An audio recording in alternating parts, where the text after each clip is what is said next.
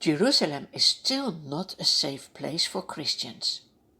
King Herod has arrested some of them. The Apostle James, the brother of John, is even executed with the sword. Many Jews support Herod's actions against the Christians. Aha, thinks Herod, who will be next? Let's arrest Peter. He is put in prison and guarded around the clock by 4 squads of 4 soldiers each.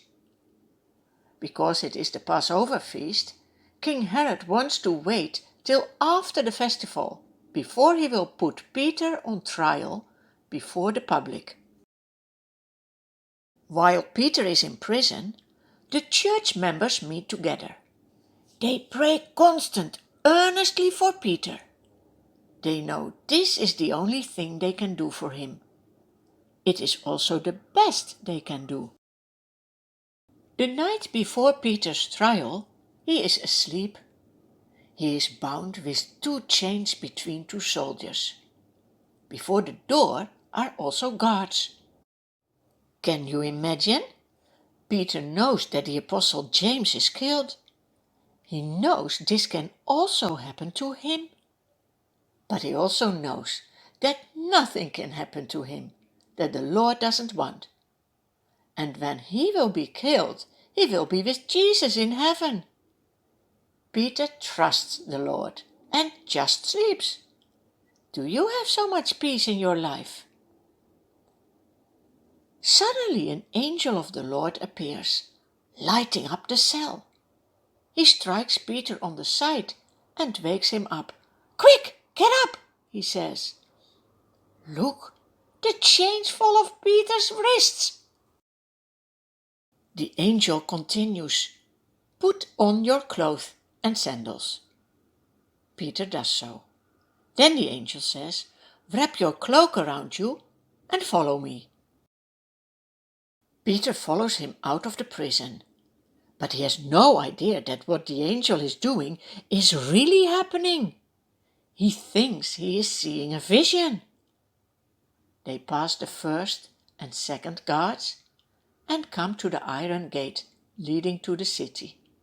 It opens for them by itself, and they go through it. When they have walked the length of 1 street, the angel suddenly leaves him. Then Peter comes to himself and says, "Now I know for certain that the Lord has sent his angel and rescued me." He goes to the house where many Christians have gathered to pray.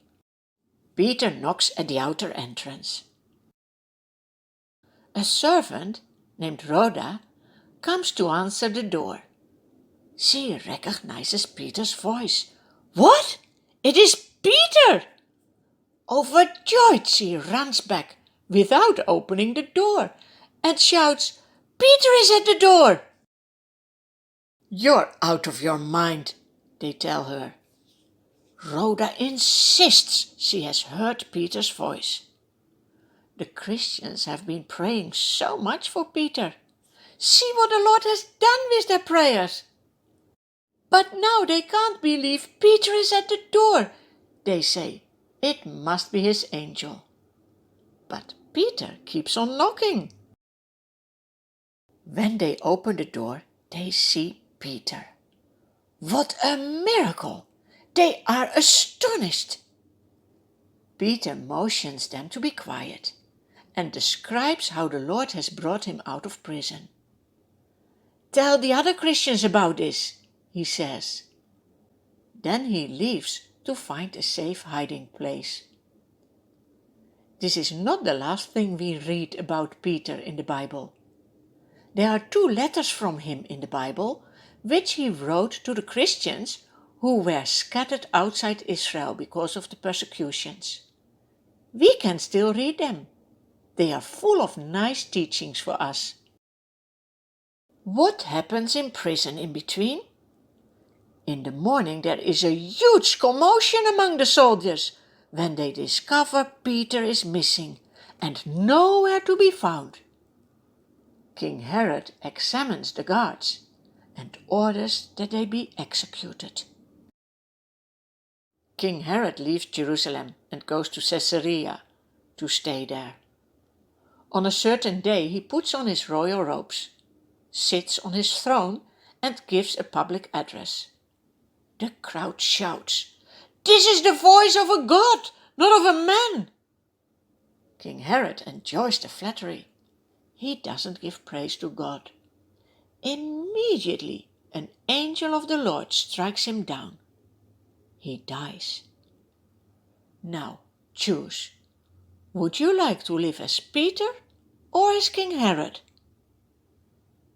This story ends with a very nice sentence. I read in the Bible, "The word of God continued to spread and flourish." And that is the truth. Today it reaches you. Let it flourish in your life.